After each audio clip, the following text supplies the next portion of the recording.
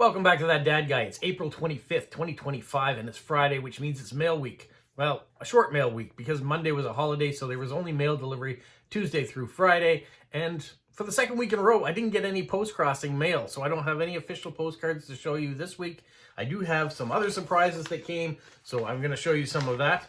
I also was at my local post office, my work post office, that is, where I was dropping off my parcels for my route, and the lady at the checkout counter was going through her old postage stamps, doing an inventory, and came across some older stamps in her supply. And so I said, you know what, let me take those off your hands, and I bought them from her. So I want to show you that to start, and then we'll get into the mail. And if you're finding the channel for the first time, make sure you like, you subscribe, you leave positive comments, you share with other people, and you put it on the notification bell so you don't miss out on anything. And it was these ones here, Haunted Canada. Now these came out quite a while ago now. I don't think the date is on it. It is not. But souvenir sheets. So you can see the 5 stamps that came out for Haunting Canada. Great for Halloween. She had 2 of them, so I bought both of them.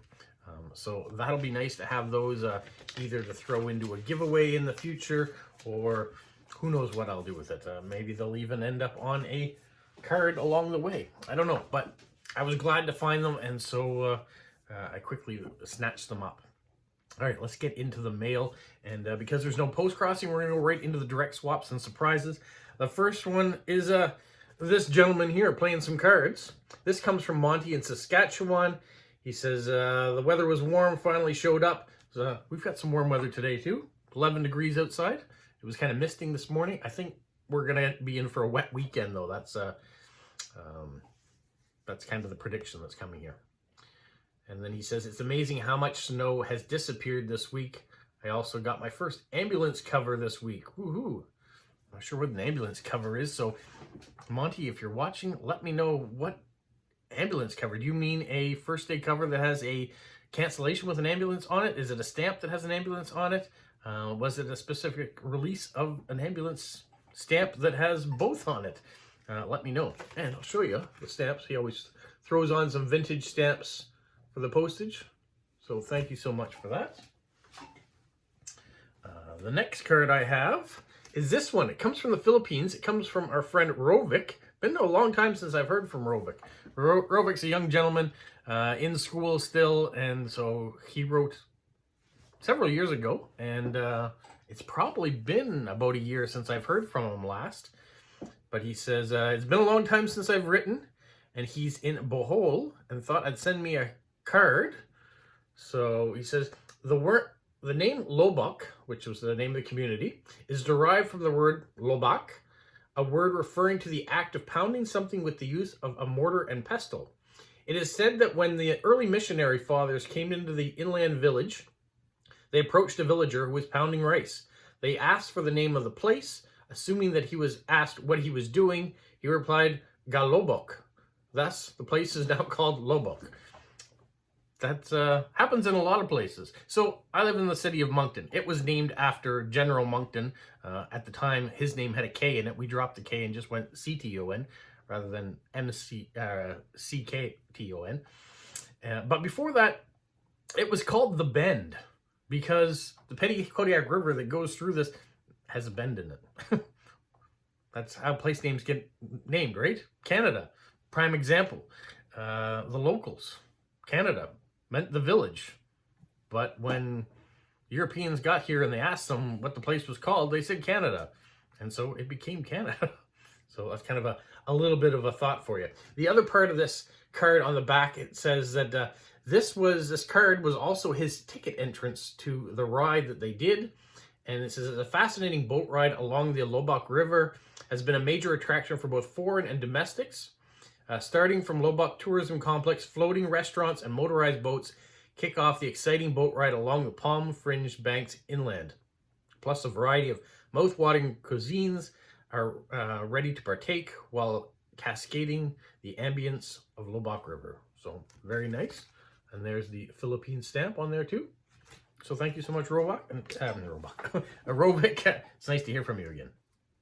The next card I got was this one here from New Zealand and from Bennett. And he asked, have you ever received a card like this one before?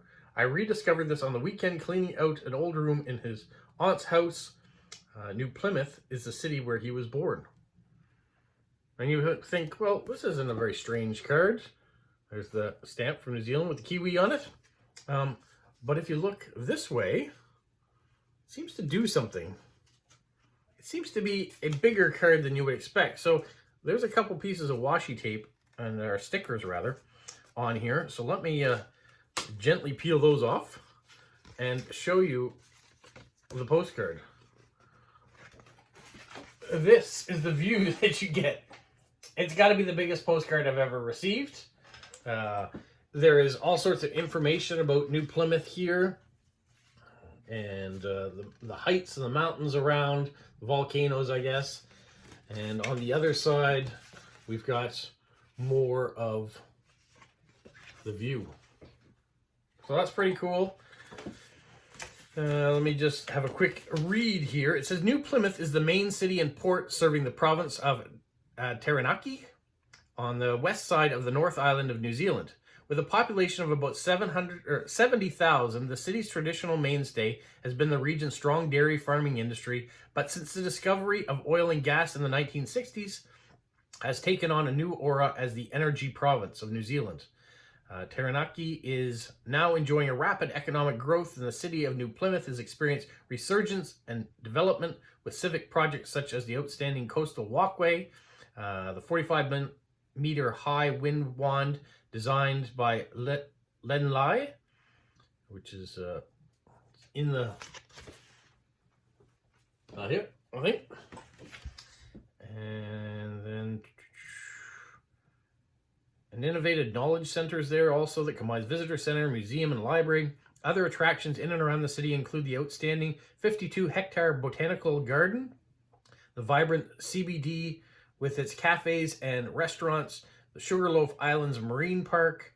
And just outside New Plymouth is the region's most eye-catching landmark, Mount Taranaki, an active volcano that rises majestically into a height of 2,518 meters, also known as Mount Egmont.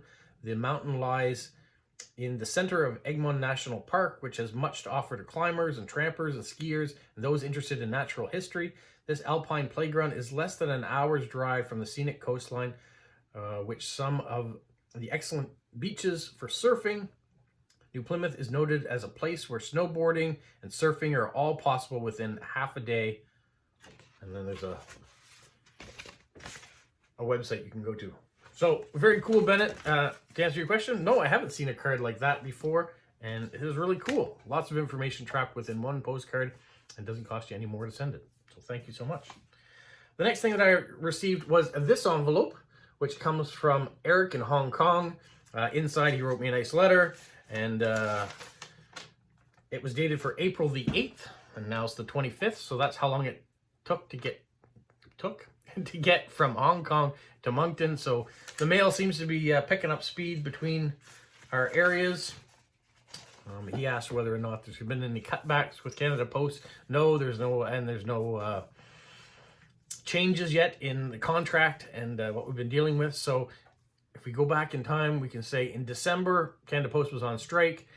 Just before Christmas, they were forced to go back to work, and they were given an extension until May 23rd to get a deal done. As of right now, they haven't. The arbitrator is going to come back with some words of advice and suggestions on the 15th of May, and hopefully both sides will take it and we will stay without having any more work stoppages. Otherwise, we could be locked out or back on strike again at the end of May. So fingers crossed that doesn't happen. Nobody wants to go back out on strike, and nobody's going to support that either. So I don't think it makes any point to do so. So I'm hoping rational minds will prevail. All right, moving along. This envelope arrived. Look at the Betty White stamp. And also there's lots of U.S. Pride stamps on there too. This comes from Debbie in California. And inside, she has written a nice letter. But she has also included some postcards from San Diego, where she resides. And she does amazing photography. Not that these are her pictures, but it's one of the things Debbie does. She also has a shop that does rubber stamping and arts and crafts and all sorts of things that have to do with paper and just wonderful different things that can be done there. She has different classes and things. She sent some stickers for those of you that like cats. These are very appropriate.